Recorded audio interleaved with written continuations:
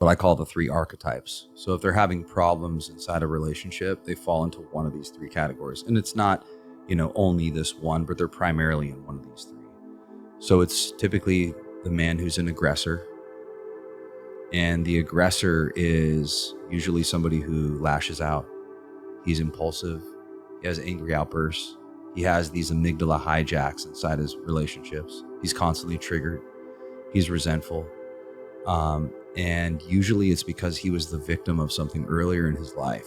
Mm-hmm. And he learned to use anger as a coping mechanism to protect himself. Mm-hmm. So he utilizes anger to feel in control. And that's his main struggle.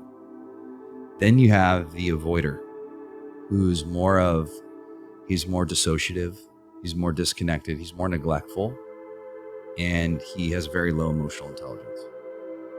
He has a hard time expressing his love and affection for people in his life.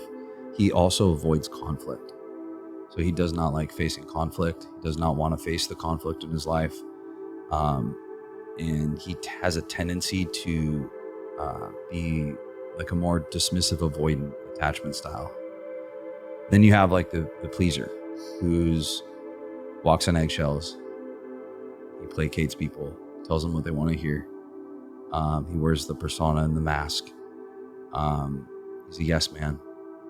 He secretly has feelings of resentment and frustration because he feels like he can't express his needs. And with the avoider, back to the avoider, he learned to use isolation as a way to cope. And dissociation is a byproduct of some of the things he's been through. Whereas the pleaser learned to meet other people's needs in an attempt to get his needs met. So it's like, I'll become who you want me to be if you give me what I need from you, which is to feel safe and secure and to feel like I belong and that I'm okay. And, as men, a lot of times we fall into performance-based love. Very few men are honored in this society for what their heart can give. True. Yep. Like men are really honored in this society for what they can provide. It's so true. How they can perform, what they can do. And so as men, we naturally fall into performance-based love. So, in relationships, a woman will say like, well, you don't understand me. I feel really unseen and unheard. I feel really neglected in this relationship. And in his mind, he's thinking, well, it's like, what are you talking about? Like, I'm providing for the family. I'm providing you guys a great life. I'm doing everything that I'm supposed to be doing. Mm-hmm. And it's very hard because as men, we perceive love as performance. It's, love is something we had to work for. It's something we had to earn. And it's something that we had to prove we deserved. And if you look at men in this society, if men can't solve problems and if, they can't, if they can't perform, it's like, then they're really not, held in high regard, and so it's kind of sad that men get stuck in that trap of performance-based love, and especially inside a relationship. And those are usually some of the common things. Main ones are emotional intelligence, because as men, we're taught that having emotions makes you weak, and that, men are just very, in terms of their feelings, they have a tendency to camouflage, suppress, ignore. A lot of what goes on inside of them.